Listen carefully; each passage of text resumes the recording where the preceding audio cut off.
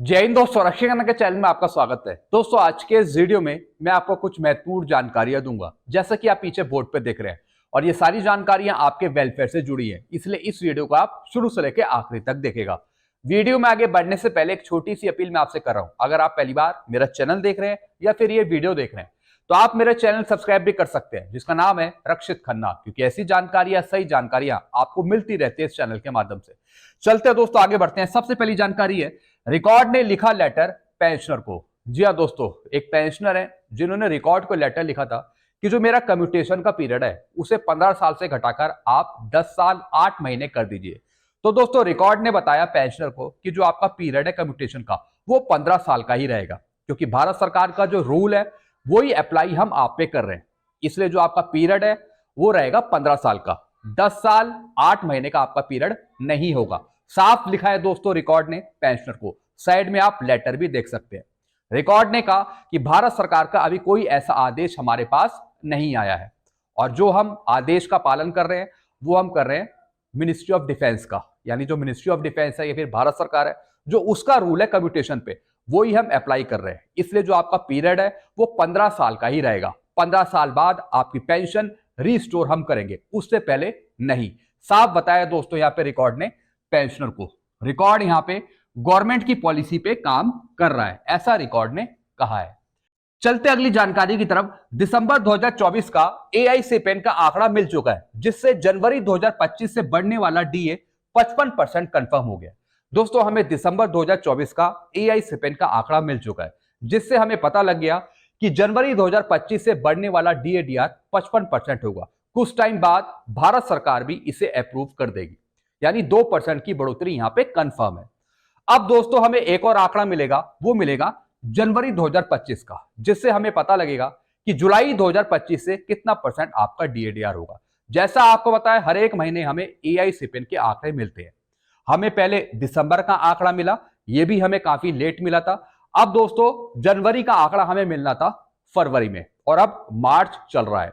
तो दोस्तों, अब हमें जनवरी 2025 का एआईसीपेन का आंकड़ा हमें मिलेगा, जिससे हम अनुमान लगाएंगे कि जुलाई 2025 से कितना परसेंट आपका डीएडीआर होगा।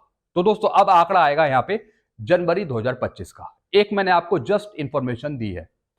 चलते अगली जानकारी की तरफ। स्पर्श में पूर्व सैनिक अपनी पत्नी को लाइफ टाइम एरियर के लिए नॉमिनी करें, और बच्चों के नाम भी स्पर्श में जरूर जुड़वाएं। जी हां दोस्तों, कई बार मैं देखता हूं कि जो पूर्व सैनिक हैं वो एलटीए के लिए, लाइफ टाइम एरियर के लिए, पत्नी या फिर वाइफ का नाम नहीं जोड़ते स्पर्श पे। दोस्तों, ऐसा मत करिए। अगर आपकी कहीं डेथ होती है आगे, तो जो पैसा है आपका लाइफ टाइम एरियर का, बचा कुचा पैसा, वो वाइफ को या फिर स्पाउस को मिल सके, इसके लिए वाइफ को, स्पाउस को स्पर्श में नॉमिनी जरूर करें। वाइफ का नाम जरूर ऐड करवाएं। और साथ ही साथ जो आपके बच्चे हैं, चाहे वो लड़का हो चाहे वो लड़की हो, कितने भी बच्चे हो, बच्चों के नाम भी आप जरूर स्पर्श में ऐड कराएं। तो दोस्तों, अगला जो वारिस होता है वो बच्चे होते हैं वाइफ की मृत्यु के बाद। सबसे पहले वाइफ है, स्पाउस है। आपके मरने के बाद जो पहला क्लेम लेगी वो वाइफ स्पाउस लेगी, एलटीए का। तो इसलिए जो पूर्व सैनिक हैं वो अपनी पत्नी का नाम जरूर जुड़वाएं स्पर्श पे, लाइफ टाइम एरियर के लिए। और साथ ही साथ बच्चों के नाम भी आप जरूर ऐड कराएं, ताकि जो एरियर है, लाइफ टाइम एरियर, वो वाइफ को, स्पाउस को मिल सके आफ्टर डेथ। चलते अगली जानकारी की तरफ। जो पूर्व सैनिक सिविल से रिटायर हो गए हैं, जो एनपीएस से पेंशन ले रहे हैं किसी स्कीम से, तो क्या उन्हें यूनिफाइड पेंशन स्कीम में आने का मौका मिलेगा 1 अप्रैल 2025 से। दोस्तों, जैसा आपको पता है, 1 अप्रैल 2025 से यूनिफाइड पेंशन स्कीम लागू होगी। जितने भी एनपीएस के कर्मचारी हैं उनको यूपीएस में जाने का मौका मिलेगा। अब दोस्तों, एक कॉल आया था मेरे पास, एक पूर्व सैनिक का था। वो आर्मी से रिटायर हो गए थे, बाद में उन्होंने रेलवे में 10 साल जॉब करी।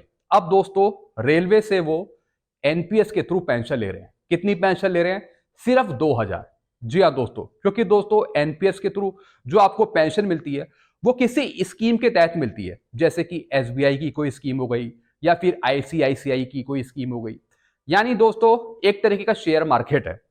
कहीं ना कहीं आप कोई स्कीम चुनते हैं एनपीएस में, उसके थ्रू आपको पेंशन मिलती है। यानी जो आपका पैसा होता है, जितना भी कॉर्पस होता है, उसी के आधार पे आपको पेंशन दी जाती है एनपीएस के थ्रू। ज्यादा पेंशन नहीं मिलती, बहुत ही मिनिमम पेंशन मिलती है। अब जो एनपीएस से पेंशन ले रहे हैं वो पेंशनर्स मेरे से पूछ रहे हैं, पूर्व सैनिक मेरे से पूछ रहे हैं, क्या सर हमें भी यूपीएस में जाने का मौका मिलेगा? क्या हम एनपीएस को छोड़कर यूपीएस को चुन सकेंगे, चूज कर सकते हैं 1 अप्रैल 2025 से? दोस्तों जैसा आपको पता है 1 अप्रैल 2025 से यूपीएस की स्कीम लागू होगी। जैसे जैसे ये स्कीम आगे बढ़ेगी बहुत सारी चीजें क्लियर होती जाएंगी। तो दोस्तों हमारे डिपार्टमेंट में भी 1 अप्रैल 2025 से यूनिफाइड पेंशन स्कीम लागू होगी। बहुत से कर्मचारी हैं, पेंशनर्स हैं जिनको हम यूपीएस के दायरे में डालेंगे। तो दोस्तों एक बार यूपीएस सही तरीके से लागू हो जाए, ये स्कीम काम करने लगे, उसके बाद मैं आपको नई नई अपडेट देता रहूंगा यूनिफाइड पेंशन स्कीम के बारे में। तो दोस्तों थोड़ा सा आप यहां पे वेट करिए। जो कर्मचारी हैं उनको पूरा मौका मिलेगा यूपीएस में आने का। इवन जो पेंशनर भी हैं उनको भी मौका मिल सकता है यूपीएस में जाने का। अगर पूर्व सैनिक एनपीएस के तहत पेंशन ले रहे हैं उनको भी फायदा मिल सकता है यूपीएस में जाने का। तो थोड़ा सा आप वेट करिए, कुछ नई इंफॉर्मेशन आएगी। जब ये लागू हो जाएगा तो मैं आपको जरूर आगे समझाऊंगा वीडियो बना के। तो लगातार आप मेरे वीडियो देखते रहिए अपडेट पाने के लिए। चलते अगली जानकारी की तरफ। आर्मी ग्रुप इंश्योरेंस फंड का सर्टिफिकेट पूर्व सैनिकों को मिला है पहले। कितना? 2.5 लाख का। दोस्तों कल मैंने आपको एक वीडियो बना के दिया था आर्मी ग्रुप इंश्योरेंस फंड का। पूरी जानकारी मैंने आपको दी थी कि किस तरीके से आपको क्या कार्रवाई करनी है, कितना पैसा आपको मिलता है, सब कुछ बताया था। तो दोस्तों कुछ पूर्व सैनिकों को पहले एजीआईएफ का सर्टिफिकेट मिला है। कुछ पेंशनर मेरे पास कमेंट कर रहे थे कि सर हमें एक सर्टिफिकेट मिला है 2008 में 9 में, कितने का? 2.5 लाख का। तो दोस्तों अगर आपको और अधिक जानकारी चाहिए तो आप एजीआईएफ ऑफिस भी जा सकते हैं या फिर आप एजीआईएफ डिपार्टमेंट से भी कांटेक्ट कर सकते हैं। इसके लिए आप अपने रिकॉर्ड को भी लेटर लिख सकते हैं। तो दोस्तों मैंने आपको बताया था कि आफ्टर रिटायरमेंट या तो 26 साल या फिर आपकी 75 साल एज, दोनों में से जो भी पहले हो उसके अनुसार आपको एजीआईएफ का फंड मिलेगा। एजीआईएफ का जो पैसा है वो दोस्तों आपको मिल सकता है। इसके लिए आप कार्रवाई कर सकते हैं। ये सारी जानकारी मैंने आपको कल के वीडियो में समझाई थी। तो अगर आपने मेरा कल का वीडियो नहीं देखा, जो मैं आपको साइड में लिंक दिखा रहा हूं, वो आप देख सकते हैं। चलते अगली जानकारी की तरफ। लो भाई, मार्च की पेंशन डीए 55% के साथ मिलेगी। दोस्तों कुछ पेंशनर फिर से कमेंट कर रहे हैं, क्या सर मार्च की पेंशन हमें 53% डीए के साथ मिलेगी, डीआर के साथ मिलेगी, या फिर 55% डीआर के साथ मिलेगी? दोस्तों जैसा आपको पता है अभी तक भारत सरकार ने जनवरी 2025 से बढ़ने वाले डीए डीआर पे कैबिनेट अप्रूवल नहीं दी है। मैंने आपको बताया था कि थोड़ा सा टाइम यहां पे लग सकता है, शायद होली के बाद या फिर अगले महीने।